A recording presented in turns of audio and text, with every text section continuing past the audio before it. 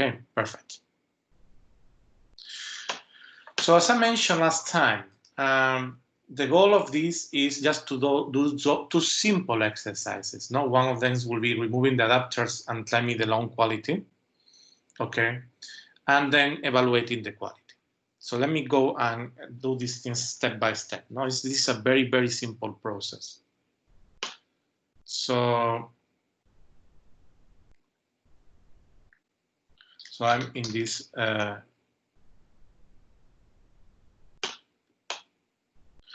Okay, someone is asking me, I would like to ask if the exercise today are independent from those on Tuesday.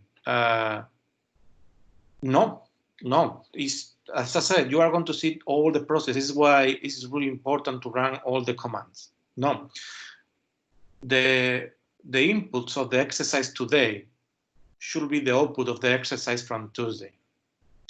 But as I mentioned that at the beginning of the class, I know that maybe some of you could run the programs. Maybe you didn't have time. Maybe when you tried, you discovered that you have some problems and you didn't finish because these things take time. So the thing I'm going to tell you is that still I run these programs for you. So for all of you that you didn't run it, the thing that I will do is I will copy and paste a command which you can copy from my directories these files, and then you can start to do this. You can start to do the exercise today. Okay. Yeah, no problem. As I said, that will be the thing. So of course I will need to know who of you need to run this. Okay. So, but yeah, that is the idea. No? The idea here is that don't worry, because in principle, if you didn't run the commands, I will give you the command to copy the outputs of previous commands, and then you can run all today's command. Okay, but as I said, today's so this solution of the exercise that we are going to see today, is something that is just starting with the processing. Okay,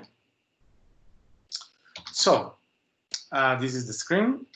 So this is my directories. So I'm going to go to raw reads. That is the reads that you should have copied. No, as you can see, I've been running several things. So I've been running, for example, Fastq Stats. No, as you can see, well, that is the thing that is starting before. Okay, so let me remove this. Yeah. So remember, no, there are several commands that are important here. And one of them is the processing. But because we want to compare how different are the quality, let me just remind you how you can get information from your files. And you have mostly two programs, okay? The first program is Fastq Stats, okay, just to remind you that. So I can run Fastq Stats on a file.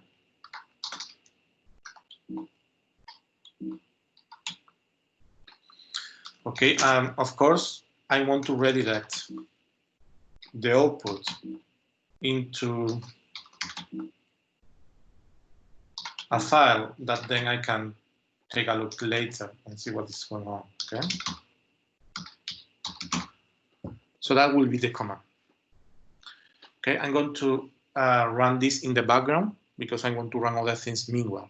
But remember, this Fastq Stats, as you can see here, okay, this is the first command that you can use to retrieve some stats from this file. So let me run this. I already did it, no, but I want to just remind you that. So how will it look like? So if I go to stats, because once I run it with all of the files, I create a directory called stats and I move everything there. Okay, so it's more simple for me just to keep record of everything. Okay, so here you can see all the different stats.txt.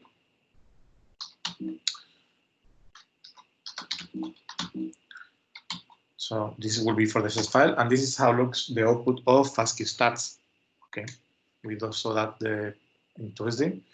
So the important thing is you have X number of reads, and then you have length, okay, and then you have total bases. Sometimes you will have duplications. Keep in mind that it told me that I have this percentage of duplication that is very high. But these are based just in k-means, no? So it's just decomposing all the reads and checking how many of these reads are similar. Because you are working with transcriptomes, of course you should expect duplications coming from this analysis. So for example, you are analyzing leads, you should have a huge amount of Rubisco transcripts, okay? So it's still expected. The important thing here still will be just to look for the reads and the length, okay? You also can see that the quality minimum is 2 because you still didn't process them. So that will be the point here, okay? So that is Fastq Stats. Just a small command that I can tell you is, of course, you need to look, you could look one by one all the files, but that kind of things take time. But you can use grep in order to get all this information at the same time. So one possibility that you have is to use grep, okay? Then I want to match all the lines that say reads, okay? Or specifically, the line that is more interesting for me is the first one that says reads, okay, with S. So I can say grep reads, and then I can go to this directory where I have all these files. All of them start with the same prefix, so R-C. Then I use a start, okay, because I want to do globbing. I want to go to all the files, not just one, but all the files. So remember that start is whatever. So basically, I'm running grep reads on all the files that say Artha C, whatever, and then .txt, for example. So if I do this, this will be the output. Okay, so that is a good way to retrieve all these sequences, all the sequences, not all these lines at the same time. So read is going to grep is going to go file by file, and it's going to try to match this line. And of course, the line that I'm interested in is reads. So that will be a good way, for example, just to get the summary. So as you can see, more or less by pairs, I should have the same number. Okay, so R1, R2 should have the same number, R1, R2 should have the same number, R1, R2 should have the same number, and so on. Okay, so that is an important thing.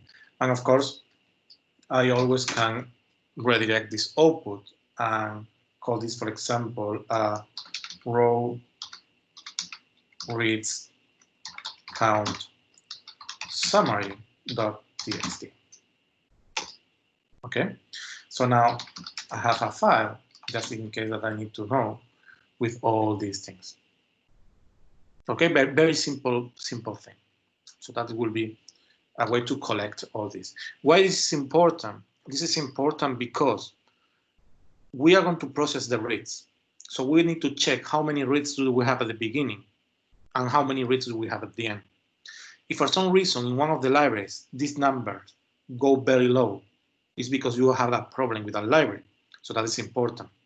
Imagine that, for example, one typical thing that can happen is that when you send all the samples, one of the RNA samples was slightly degraded.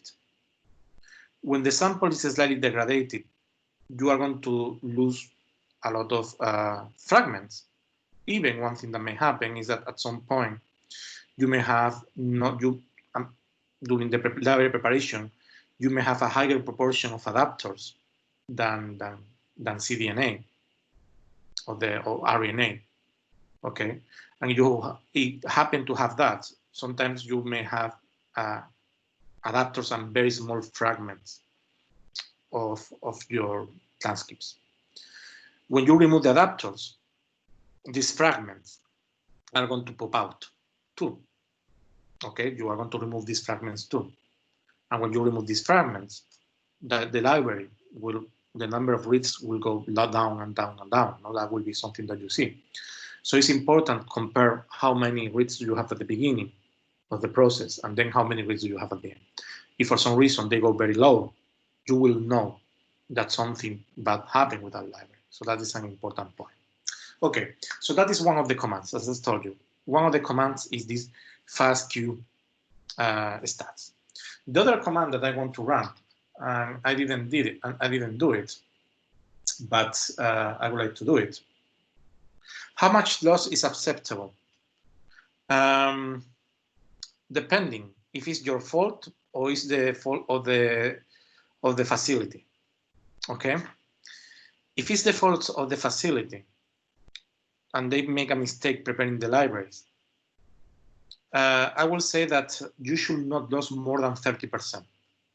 Okay, so imagine that you prepare all your RNA, as I mentioned before. No, you have in the last session I mentioned that you quantify the RNA with the qubit, you look for the purity with the nanoglobe, and then the ring. So if all these numbers tell you that you have a good quality RNA, and you know that, and then you send the RNA to a sequencing facility, and they prepare the libraries there, and when they receive the RNA, of course, they also run the QC, that is the quality control step. And if you pass the quality control step, it's not your problem at that point, okay?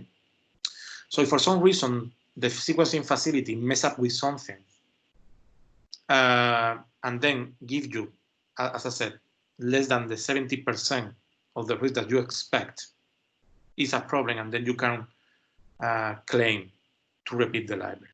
And it's a common practice. Some companies are more easy to fight with, some of them not. I have been fighting with sequencing companies since 2010 for these kind of things. And as I said, acceptable is 30% or less. That is if it's your no fault. If for some reason you was preparing the RNA and for some reason the quality wasn't good, but still it's a very difficult sample to prepare, you send the sample to the sequencing facility, and then the sequencing facility say, we can prepare the libraries, but our quality control tell us that you may have problems.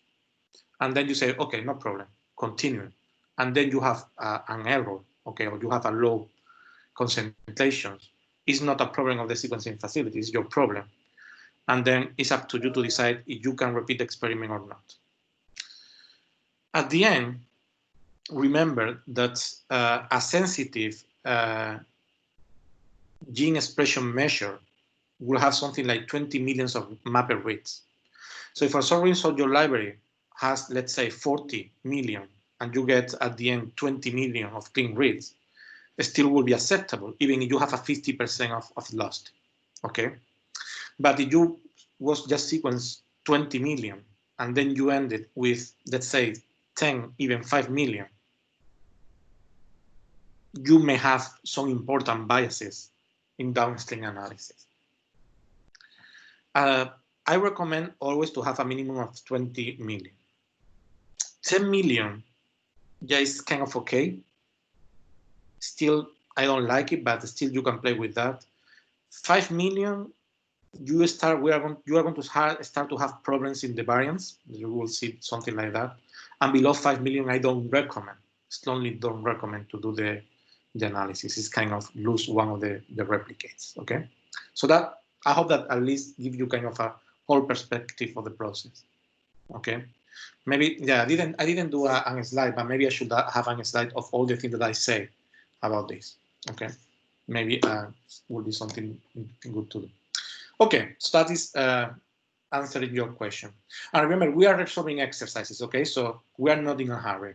For me, it's more important that you get the knowledge of these things rather than move through the whole syllabus, okay, that we have for this workshop. So please feel free to stop me to ask me questions. Okay, because at the end, one other of the important things of this workshop is that you are talking with someone that has been running this analysis since 10 years ago. So I may know some things that I didn't put in the slides. So ask me questions is a good way to have some first-hand experience, no, of these things. So feel free to ask me any question. Okay, so as I said, so we run Fastq Stats. So that is a very simple way to get the stats. And the other tool that is very common and very popular is Fastq. So if I run Fastq on a sample, let me put this example of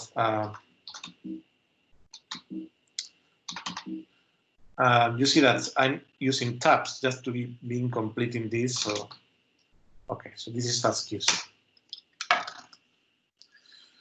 FastQ will take more time, but also it produces a very interesting output.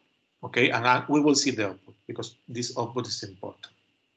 Okay, so as I said, meanwhile this is running. Do you have questions about this step? This we are still didn't move to the exercise itself, but we are just, as I said, getting the stats. Remember that this is essential. So first time that you do, once you receive the samples from the sequencing facility, is run these two programs just to know how good or bad were they. By default, sequencing facilities are going to tell you that you will receive some amount of data. So meanwhile, this is running, you can hire the sequencing facilities in two ways for the sequencing. One of them is asking them to get you some number of reads. Okay, so you can say, please, I would like to have 20 million of reads per replicate per sample. Okay, that is a very common practice. And other sequencing facilities, they don't work with reads, but they work with lanes. Okay, and then is your problem. A lane produces some amount of data. For example, a lane can produce 400 million of reads. Okay, so the thing that they are going to ask you is how many lanes do you want and how many samples do you want to put per lane. So this so a good example is if a sequencing facility is offering you a lane, and a lane can produce by average, okay, sometimes more, sometimes less, 400 million. And you say, okay, I'm going to put 20 samples. So 20 samples, 400 million, by average, I should get 20 million. Once you receive the data, you will need to check that you get the 400 million. But if for some reason, for one of the samples, it's 20 million, you have less, you have 10 million, again, it's not the sequencing facility problem, but it's your problem.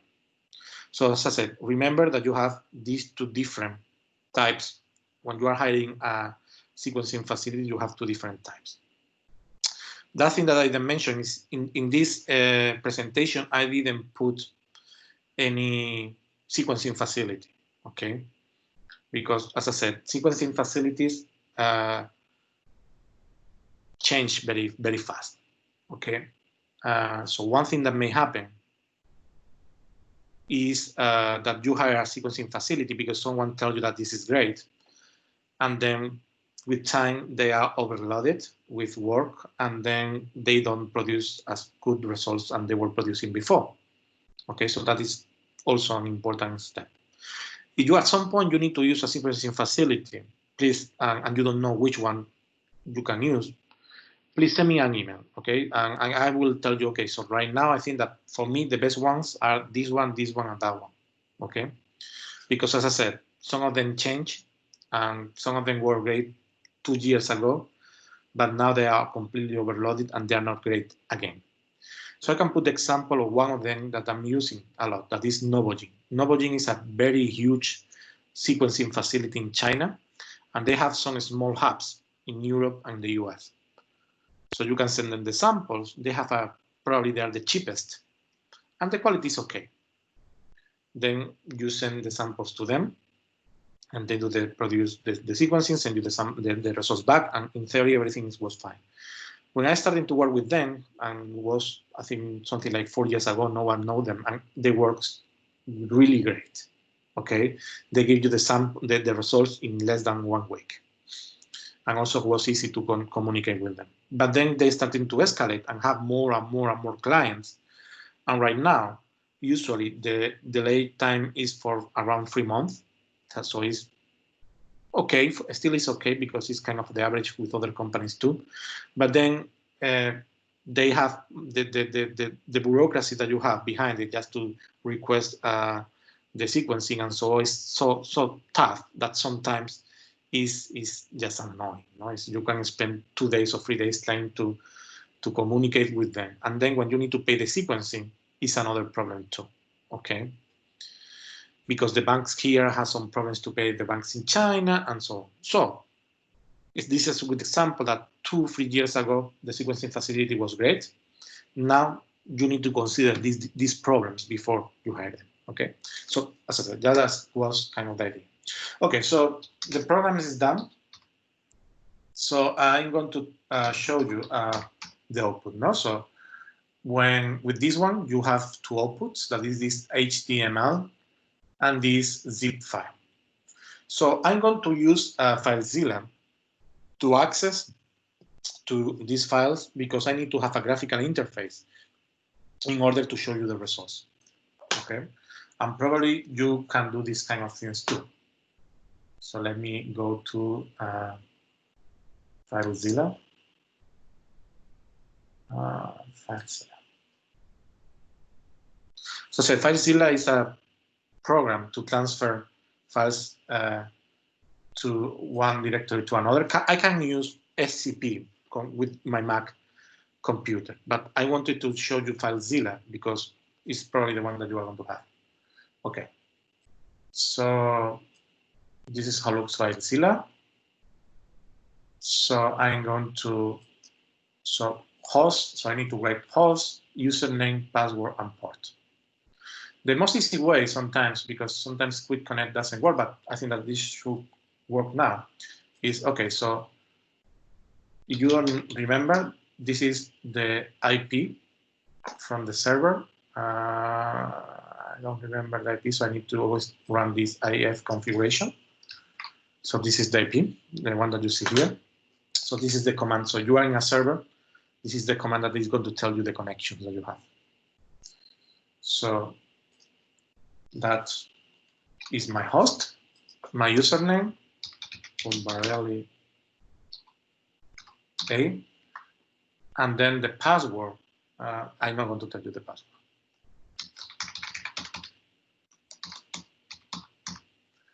And then port by default should be 22, so this should connect with port 22. Okay, so the problem is that sometimes this connect is connecting with some things by default and doesn't work. So it doesn't work like happening here. Recommendation is with Filezilla, it will be go to Site Manager, as you can see here. So File Site Manager, or Site Manager is this here. No. Yeah, this is Site Manager, the first icon. Of course, you can see here, no, the different servers that I already have pre-configured. So you want to enter in Asimina, and you want to enter in Asimina. This is the configuration that you should have. Okay, you already have that in the presentation, so I'm not going to repeat that. So host, port, and the important thing is that the Quick Connect sometimes doesn't use the right protocol. Okay, so you need to select here not FTP but SFTP, Secure FTP Protocol. Ask for password and then your username. Because you are going to ask for password, they are not going to have that. So you click connect. This is how it will look like. Okay. So now I have connected to the server. Okay. So you can see here, this is my Mac. That is where I'm giving the lesson, and this is the server. So we need to go to, in my case, my home is not in the same than yours. So I need to go to storage. That is when I have these things, user, RNA, and here I have all your names. So I need to go to mine, RNA, and then I have these files here in raw reads. Okay, so this is the thing that I'm interested in, these two files, and I'm going to copy this into the class. Okay, so sorry, this is all the projects that I'm working with, so I need to find the class directory. So my class directory, Unimi, then 2020, your class is here, and here I'm going to copy things here. Okay, or maybe I'm going to create a directory here and enter it. So the name of the directory is going to be exercises. And then I'm going to copy these two files here. Okay, so I have already copied these two files here. So now I can go to my Finder browser. I will have the exercises here. I can unzip this one. And then once I unzip at this one, I can click here and I will open the results in the browser. Okay, so these are the results of FastQC. And as I said, you have a lot of different tabs, so you can navigate from one tab to another to see the quality. So the first one, of course, is basic statistics. That is the one that you can see here. So it's telling me that I have a total number of sequence of this one. That is the one that I saw. I don't have any sequence flag as poor quality because the sequencer doesn't flag this. Then it's telling me that the sequence length is 90%, and then I have 46% of GC. The next, and this is the important one, is per base sequence quality. Remember that the sequence quality or the Q score usually go from 0 to 40. 30 is the one that we are going to use to clean the reads. Okay, so because this is raw read, it's fine that looks like this. No, so the quality is overall is good. We still have some nucleotides at the end, as is expected, that the quality is low. No, so you can see that this quality is under 30. So probably when we clean these reads with Fastq MCF, this distribution will go up. Per tile sequence quality, again, this is another way to show the same thing, so you can ignore that part. And the average sequence length is under 38, so that is good. So that means that because the average is around 38, you can see that overall, this sample worked quite well in that sense. Then you say per base sequence contents, and this should be a random thing, but at the beginning, you can see this distribution, structural distribution. Okay, that is because you have an adapter at the beginning of the sequence. Is why you see this. Everything should look like this, but at the beginning you have a sequence content of T and C different. So no, it's not the same than the average because you have the adapter here for some of the reads. Keep in mind that this is the accumulation of all the reads. I'm not looking just to one, but the accumulation of all of them, the average of all of them. And again, we can see more or less this theoretical distribution and per read, so this looks good too. I don't have ends, that looks good too, as I should. And the sequence length is all 90, no? I don't have any sequence that is different from 90. Then I have some duplication levels for some things that is expected, and then I don't have, for the overrepresented sequences, I don't have no hits. Sometimes if I have a contamination, these programs give you also some idea of the contamination, but it's not the case. And then for the adapters, according to this program, it's not showing me any adapter. Okay. Nevertheless, you see that when it's looking for the K-mer contents, I have a lot of sequences that start with the same sequence. Okay. So you can see that 58% of the sequence start with this GGCTTTAC. So that is 50% of them start with this sequence because you have an adapter. This program has some adapters and doesn't have all of them. So, but because have some adapter, but not all of them, when you are trying to clean them, okay, like you can see here, I mean, you will not see maybe the adapter here, but you will still can detect some adapter here. Of course, if at some point you don't have these adapters, but because they are using a different library preparation than the standard one, potentially you can go here and extract the sequence that you want to remove. Okay, but just keep in mind that yeah, for now this K-mer context is telling me that probably I have an adapter. Okay, so that is for the quality control. So it looks like for now, so far so good, we are fine. Okay, so let's move to the real exercise. So that is an important thing about the quality. So for the exercises, we want to remove the adapters and tell me the long quality. So to do that, we are going to use Fastq MCF command. We are going to remove low quality of 30, and then the sequence length of 50 or less after the removing the adapter, and then remove we'll remove the whole pair. So we need to do it by pairs. So the command that I propose to you is something like this. So Fastq MCF Q30 L50. Then I need to put two outputs, the output of the first pair and the second pair. So I usually like to put in the output this tag Q30 L50 to tell me that really I clean the reads. Also, I want to have the output zip it, so I need to put this GC at the end. So the program is going to understand that need to zip the output. And then the adapter file, because if you don't put the adapter file, it's not going to be able to clean the reads. Sorry, the adapter file. And then the first read file, the first pair of the read file, and then the second pair of the read file. Okay, so that is how the command should work. So going here, okay, let's do this with the first pair. We'll leave Fastq MCF. Okay, someone is waiting a moment. Fastq MCF, Q30, F50, O, the second O, yeah. Yeah, it takes time. Of course, it takes time because this is a single read process and take time.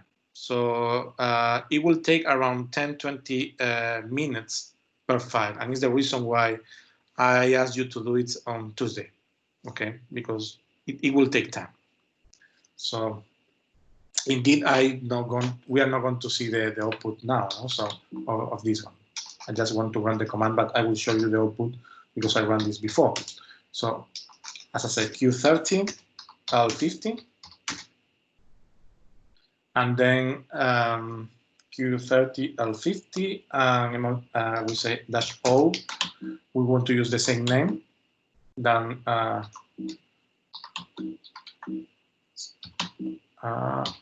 okay. So this is the same name that the input, but then I want to add before this Q30, L50. Then we go to another -O. Okay. C24, rep 1 again. This will be R2, but we want to add this Q30, L50 for the output. Sounds good. You should have copied also these Illumina adapters. And then the two inputs. So the inputs will be this one and the other pair. Remember that you need to clean the reads with the two pairs at the same time. So that will be the command. Because the command will take some time and you can get kicked out of the server. My recommendation is just going to the beginning of the file, of the command.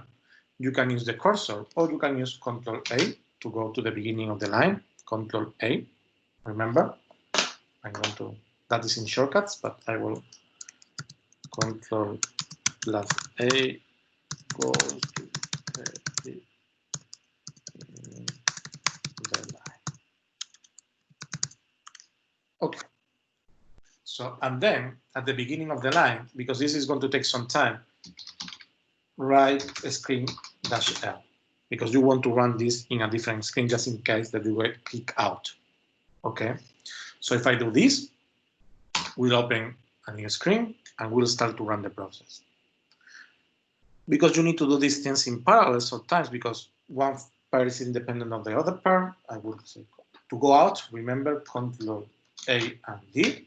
So I go out and it's telling me detached, okay? Remember, to go out of the screen, Control+A+D, okay? So you can go out of the screen. You will see that when you run a screen, you are creating this file. This file will contain all the output from a screen. You know, when you are running things in a screen and some things are printing things in that screen, this will be the file that will collect that. No? So my screen, because I've been running a lot of different things, contains a lot of different things, but you can see, no? This is keeping everything, okay? As you can see, for some of them, they are detecting adapters. Okay, so that will be to run just one. And of course, you can run several ones, no? So one option is to say, okay, I have run this for the first replicate, so now I can run this for the second replicate, so I need to go here and change rep 1 for rep 2. Okay. Remember that you use the cursor to move in the history, so the thing I did was I push the cursor arrow up, and I went to my history, one up. That was the previous command that I ran, that was this one. So I go in here and change these numbers, and then I'm running this with the second file. So as I said, it's not so hard in some ways to run this with all the files one after another, okay? Because at the end, you always can use, without having knowledge about the scripting, I mean, it takes a little bit more time, but then you can move up and down just to run the process. Remember, Fastq MCF use just one thread, so it's okay to repeat the same process with all your samples.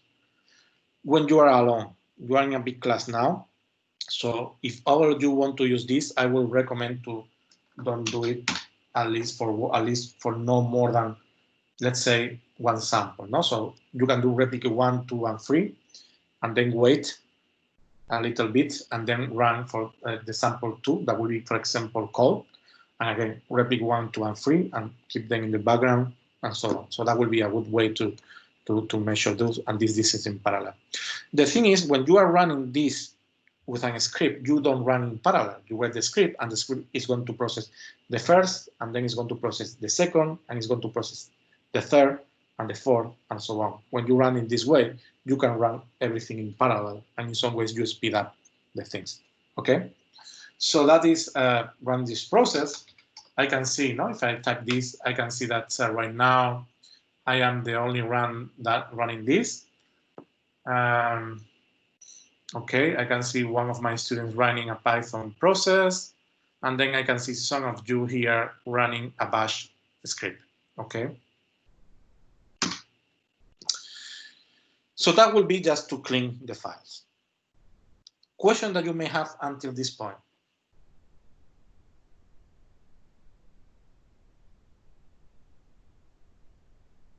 It's fine. I think you answered the question that I asked you today. I didn't really mean about creating a script, but how to use it. So okay, thank you. Perfect. Perfect. Thank you. Yeah, no problem. Of course, I mean, I create a script, no? So in my directory, you can see here these scripts. So I create this script that means 01. So this is the script that I use, no? It's a very simple script that I have all the reads. So when I was preparing the class, I just create the script and leave it running for one day, okay? But of course, as I said, you don't need to go to this level.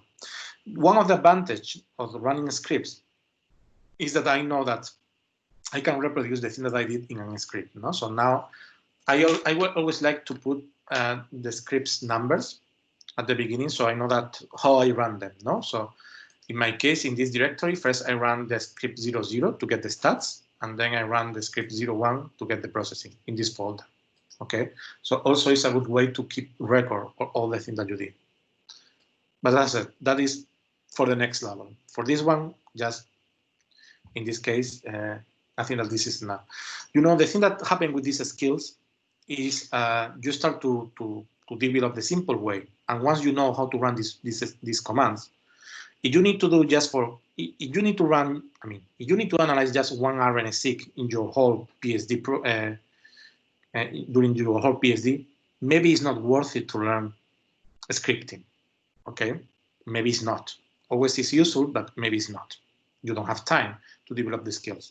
But if half of your PSD dissertation, PSD project involve running not one, but several times these things, of course, it's worth it to learn scripting, Let me tell you, for example, some people know, some people doesn't know, but when I did my PhD, I did my PhD in molecular biology. So I wasn't a bioinformatician at all. So at the end of my PhD was when this next generation sequencing, well, genomics starting to go up, no? So my supervisor sequenced a library of ESTs, traditional ESTs, with Sanger, and we ended in the lab with 8,000 sequences, okay, in a file, indeed in a Word file. And then my supervisor asked me to run a blast with all of them. You can imagine 8,000 sequences. Of course, at that time, I didn't know anything about bioinformatics. And at that time, NCBI Blast could not upload just more than one sequence. You need to go to these windows that you see in the Blast and copy and paste the sequence there. So at the end of my PhD, I did one by one this Blast search, copying and pasting these sequences in an Excel. Okay, I'm going there, and so I ran manually 8,000 blasts. Because of course, running manually 8,000 blasts is a very repetitive process. I promised myself at the end of my PhD that I needed to run something faster. Because of course, when I told my supervisor at that time, oh, come on, this is a lot. This is a very repetitive process. So the thing that he told me was something like, okay, so how many blasts can you run per day? I said, well, I don't know, maybe 50, 100. I said, well, it's simple. Let's suppose that you run 100 per day, so you have 80 days to run blasts one by one. So what's the thing that I did? No, I started to, after my dinner during my PhD, during 1 month and a half, every night I ran between 100 and 200 blasts manually. So that was my pushing, okay, to learn bioinformatics. I didn't want to do that thing again. So as I said, coming back to this story about scripting, if you need to run this just once during your PhD, it may not be worth it to learn the skills because the time that you need to learn is not going to compensate the time that you need to run, okay? But if you need to run a lot, the time that you learn really compensate what is after. Okay, so just after this small story, I guess that at this point you know that we are here, no problem. So at some point when you run all these things, a screen, you can run several screens at the same time. So yeah, you will run them in parallel. Yeah, they will be running in parallel. Indeed, for example, if I want to recover a screen, if I type screen space -r, well, now I'm just getting one because probably the other one just finished. So I'm running just one screen right now. So let me see. Yeah, probably. Yeah, this looks complete. So it looks like yeah, this is ended, but this is still is running. You know. So let me put the example. Let me put an example that I'm running. If I run another of these with the replicate number 3.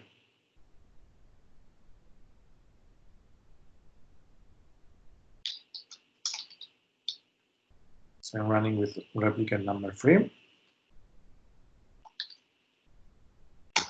Okay, open the screen, Control A and D, and I'm out. And now if I type screen -r, it's telling me you are running 2 screens at the same time. This is how the 2 process for replicate 2 and replicate 3. So you see you are running 2 at the same time. And of course, if I want to recover one of them, I need to type the PID.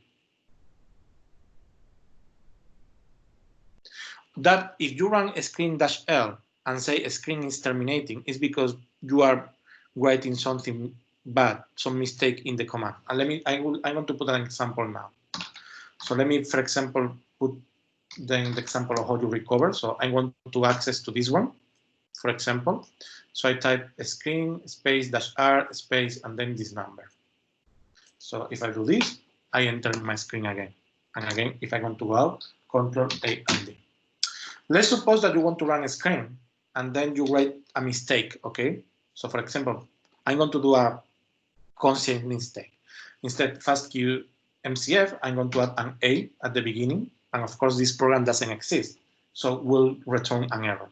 So if I do this, it will open the screen, trying to run it, and it will not run anything. So if I do this, okay, say I can execute this, okay? And then it tells me a screen is terminating because it cannot run the process, okay? So that will be an example, or imagine that if I'm trying to run this in a different directory, okay, the command is okay, but if I'm running this in a different directory, of course, the relative path to this file is wrong because these files are not here, okay, because I'm in the wrong directory. So if I run a screen, okay, you see, nothing happened.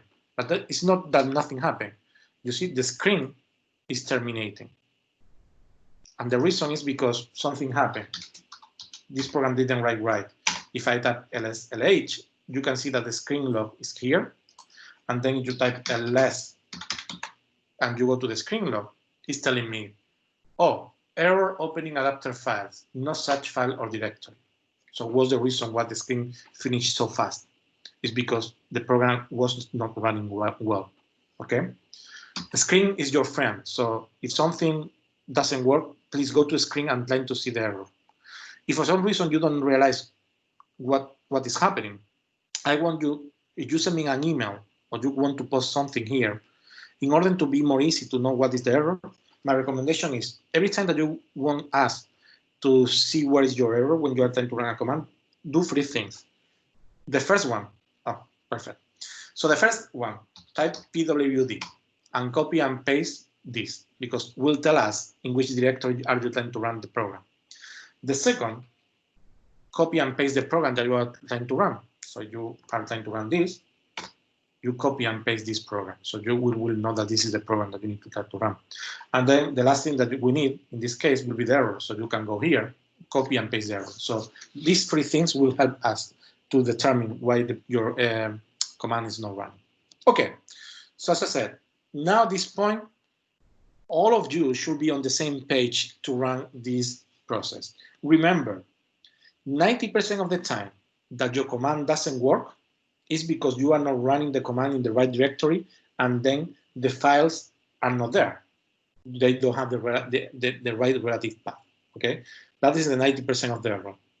The other 10% of the error, well, let's say 9.9% of the error is because you write something wrong. You forget a space, you didn't write Fastq MCF but Fastq MC, and that is very common. And the 0.01% of the last errors is because something happened in the system. Maybe you don't have a space, maybe something happened with the system, but that is not common, okay? So remember, if you are trying to run this and doesn't work, first check that you are in the right directory and you have the right path for all your files.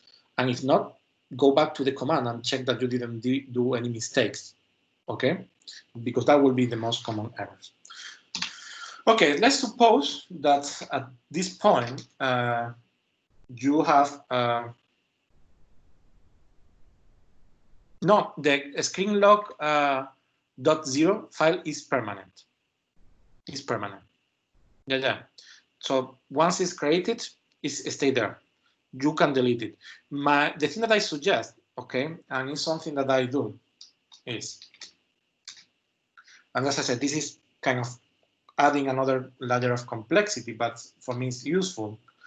So you saw that in my case, okay, I'm running these scripts. So when I finish my screen log, one thing that I usually do with my projects is I change the name of the screen log, and instead of have a screen log, I change from a screen log to the same number, the same name that the script that I run, but instead have the termination .sh, that is the termination for that script. I change the termination and I add log, okay? So if I do this, sometimes if I'm going to run more than one time, I also can add a date. And this will be 24, for example. No? So if I do this, you see, I don't have the screen log anymore because I changed the name, but now my screen log have the same name than the script that I ran. So now I know that the screen that I ran, this is the screen I ran, and this is the output. So also that helped me to understand what is the thing that I did. Okay, and then if I run another screen, that will appear the screen here. If for some reason you do this while you are running a screen, once the screen needs to write something, it's going to create a new screen file or screen log file. Okay, so don't worry, you do it right away, because still, if you see, now I have another screen log because the program that I was running at some point needed to write something. So it's here. So yeah, okay. So that means that I'm still running things with the screen. Okay, so that is just suggestions. Supposing that you have finished it, okay, I have moved all the processed files to a processed reads file. So remember that I have been doing different directories. So I copy all the raw reads here, but then I copy all the processed reads here.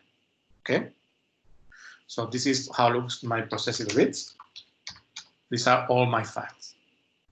So with all these files, the thing that I did was, of course, I ran Fastq Stats, and then I run also these Fastq reports. Let's start with Fastq Stats. So this is how look all my Fastq Stats. And remember that you can use grep, reads, and then go into all these files and then to retrieve the list of sequences. Okay, so this is how I retrieve the list of sequences. So the question is, how are those compared with the previous ones? Well, so I can go to the previous ones and just show you.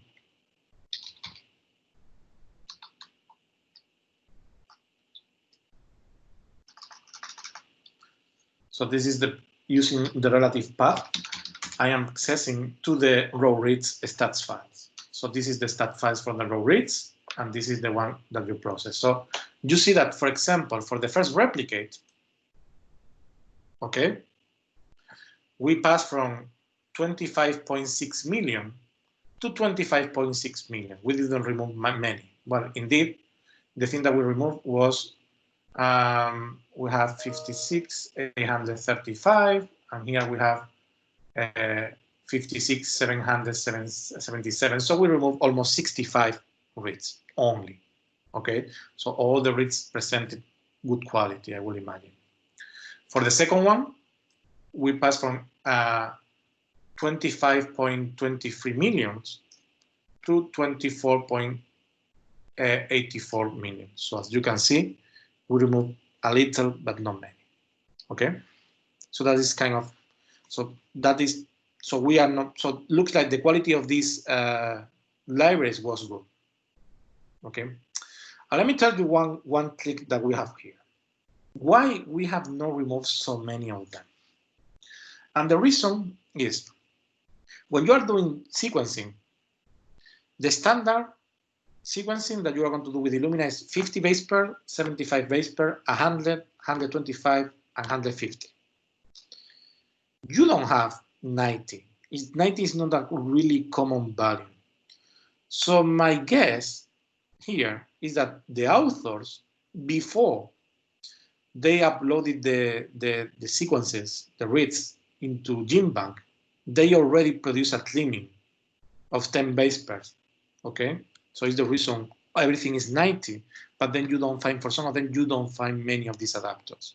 For some of them you find, but not for many. Okay, so these are not real raw reads. Probably the authors of this paper, when they were uploading this, they did these kind of things.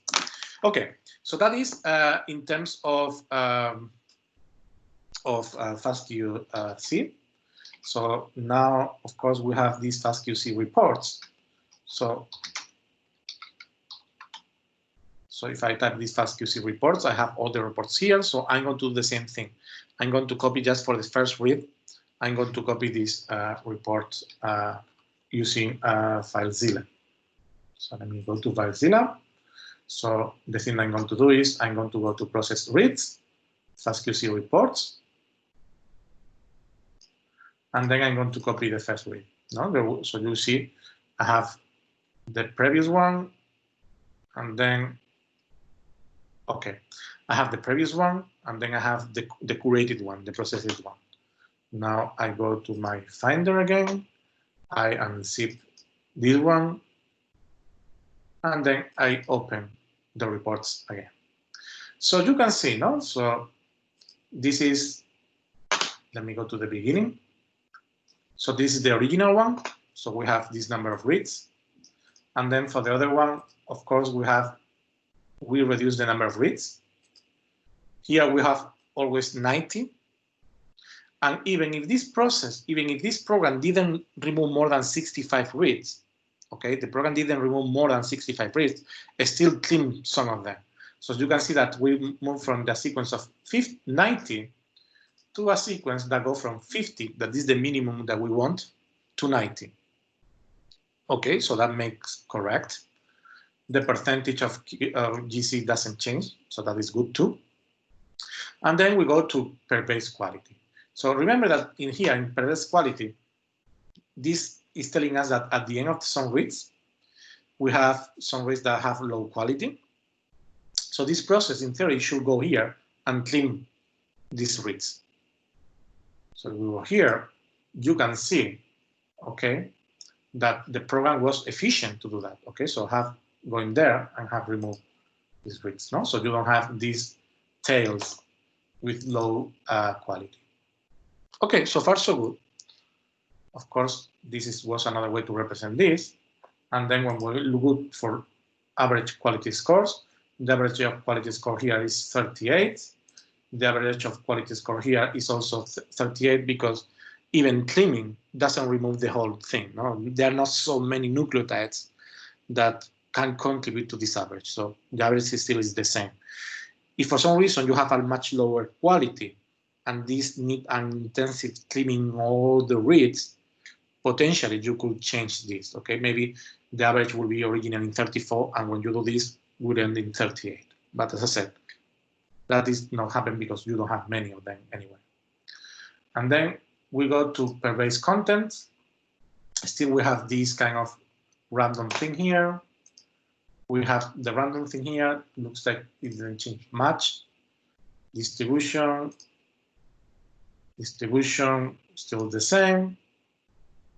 Number of ends the same. Length distribution, remember, row reads 90. And then when we go here, you can see that now we are producing a distribution. Everything is going to be more than 50, but then even we have the peak at 90 because most of the reads were not cleaned. Still, you will have some of them that are going to be smaller. Okay, duplication levels still will be the same.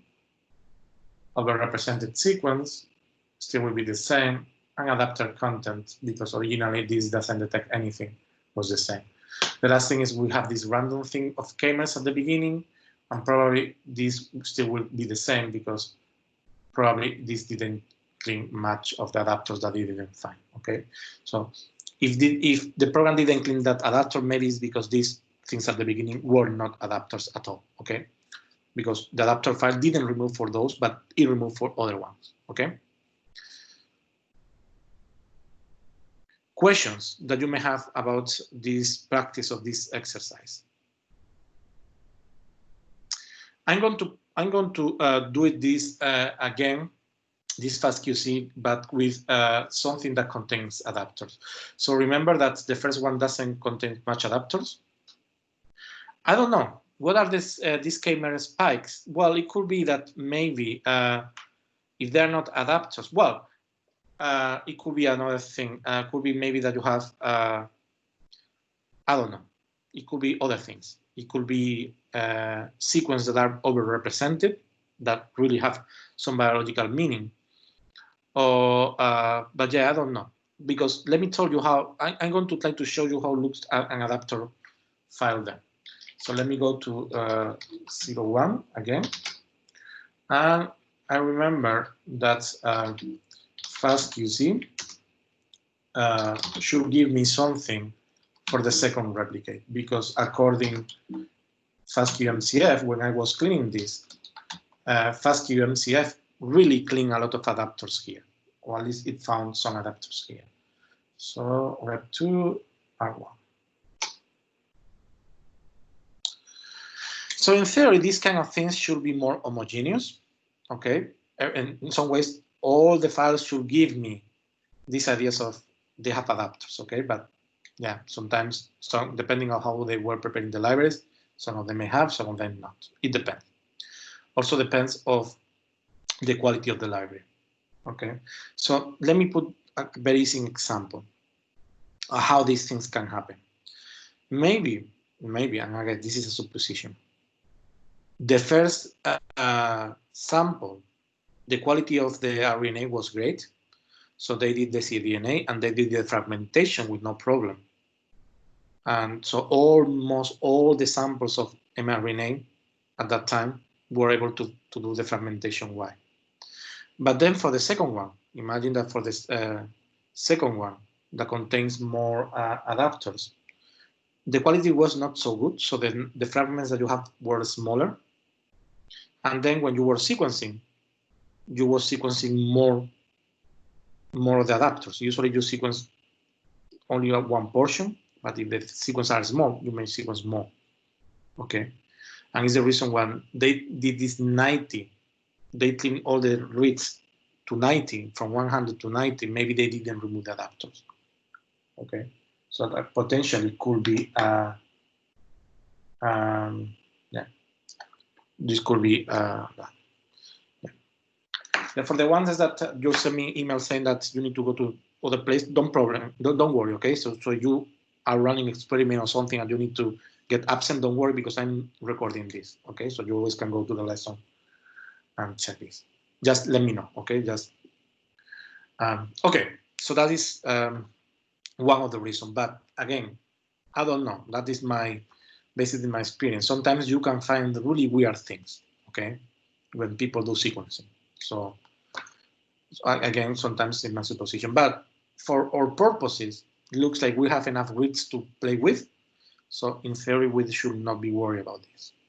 Okay, so this is almost done. So meanwhile, I'm going to go to here and I'm going to copy the second replicate.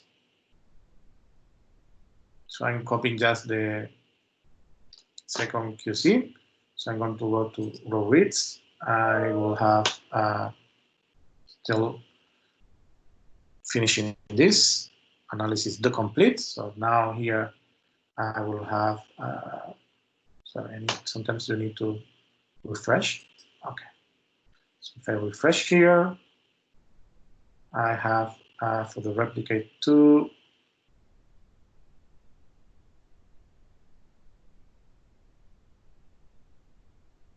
I should have replicate 1.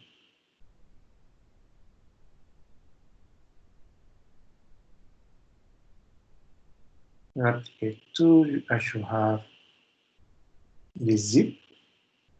Okay, Fastq. This is the one. Why I don't have the HTML? Sorry.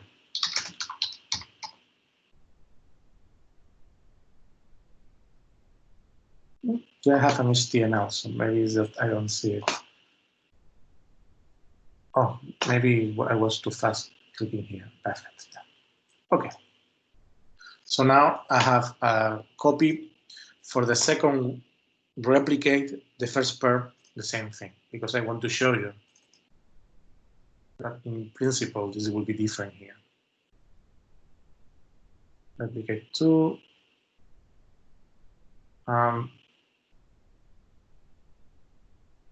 Replicate. Okay. I open the row, and then I open the non-row, the process. Okay.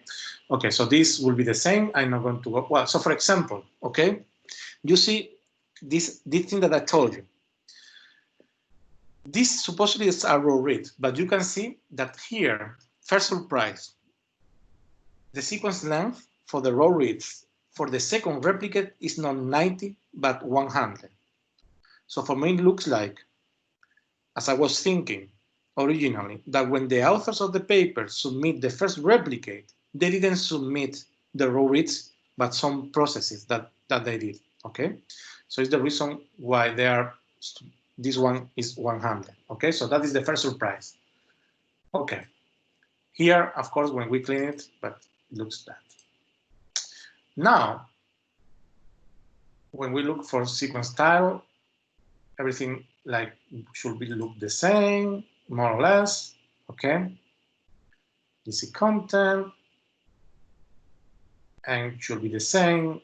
The distribution, you see, 100. Duplication levels should be more or less the same too. And then it told me not overrepresented sequence. And surprisingly, for the adapter content, you see that we have this small peak here, okay? So this small peak here tells me that really we may have that. And then here the peak is not there, okay? And then we have here some kind of things in the middle. But when you look into these things in the middle, the percentage is small, okay? So it's 14%, so maybe it's related with the sequence itself. Here we have maybe some small structuration, okay? Yeah, so that may or may not be the adapters, but yeah, you see that here we have the adapters, and when we clean it here, we don't. Okay, so that is a good example of how a normal read should look like. Questions, because I think that that is almost everything that I wanted to explain in this exercise. No, I did one and then the quality evaluation. Questions that you may have about this part.